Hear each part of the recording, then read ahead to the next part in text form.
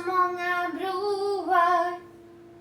Jag hade sparkonto, du trodde på att dela. Du tyckte det var snart om gånger.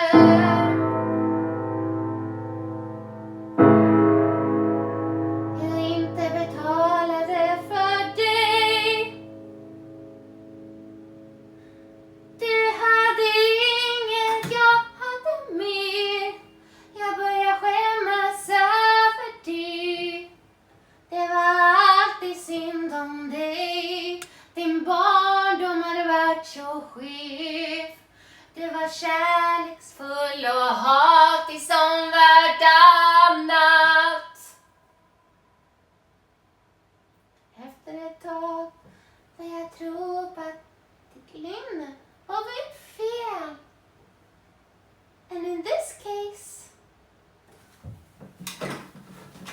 it was me. Det står att du vill vara min vän, att världen saknar oss. Då får du förklara vad det är för värld du talar om. Det är nästan svårt att greppa att du är kvar i den.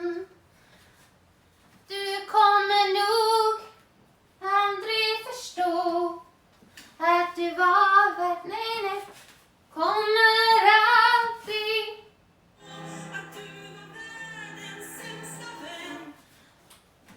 Du kommer nog aldrig förstå att du var världens sämsta vän.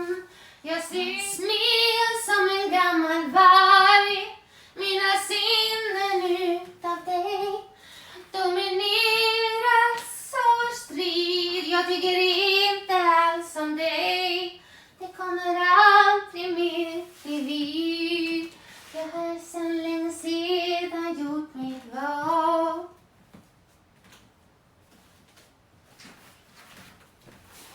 Att du ens vill det, begrep du inte fruktansvärt det var. Att du ens vill det, begrep du inte fruktansvärt det var. Na na na na na na na na na na na na na na na na. I'm listening to old music that I listen to on Spotify. So I'm asking Spotify, what did I listen to this year? What did I listen to that year? And Hyvönen and her Fredag morgon, it grabbed my heart because she's singing about this boyfriend, the chaos of the boyfriend. And I have been the chaos myself, but to a man, to a boyfriend, not the other way around. So today's practice is Hyvönen's Fredag morgon, and I have a letter back.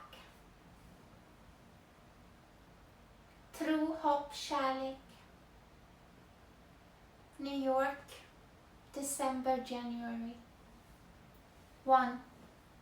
The telephone in the snow. There's an art to drowning across an ocean. I mastered it in a 4-story walk-up on 95th Street. While you were in Stockholm eating saffron buns and drinking glögg with your family or your mom, I was pacing the linoleum in Manhattan, holding the black receiver like a lifeline. Calling too many times. The ringtone went out in the Atlantic sky, cold, flat, rhythmic. Ring, ring, ring.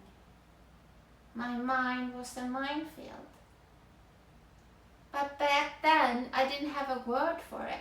I didn't know about the wiring or the terror of the empty room or the way a person like me can love someone so fiercely that it turns into fire, burning down the very house we built together. I just knew that if you didn't answer, I would cease to exist.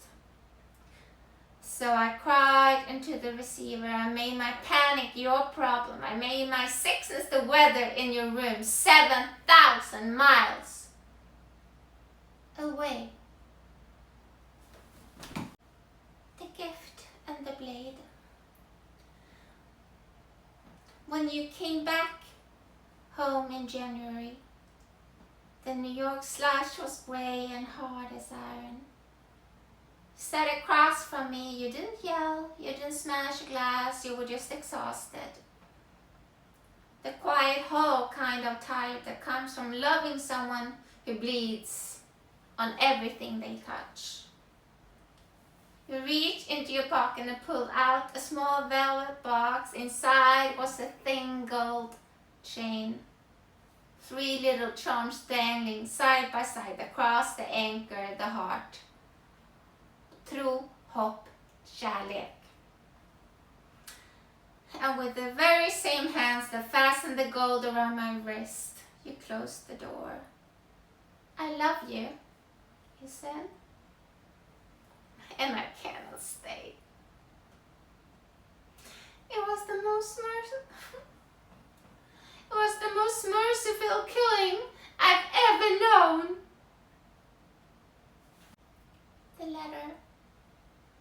A week later, an envelope arrived with Swedish stamps handwritten from your mother, your mom, a woman whose face I'd never seen, whose voice I'd never heard.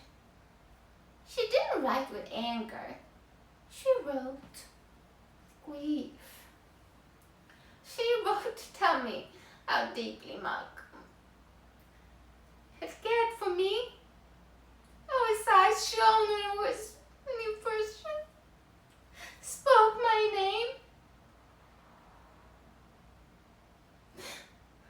How hard he tried to keep the boat afloat while the water was rushing in. Read that again. A mother right into the storm that nearly broke her son just to say she understood why he loved the wind. I held the letter in one hand and the gold bracelet in the other. I was an idiot. I was sick. I was a minefield. I dragged us both through the spill and the crash. And I forced you to choose between your own sanity and my chaos.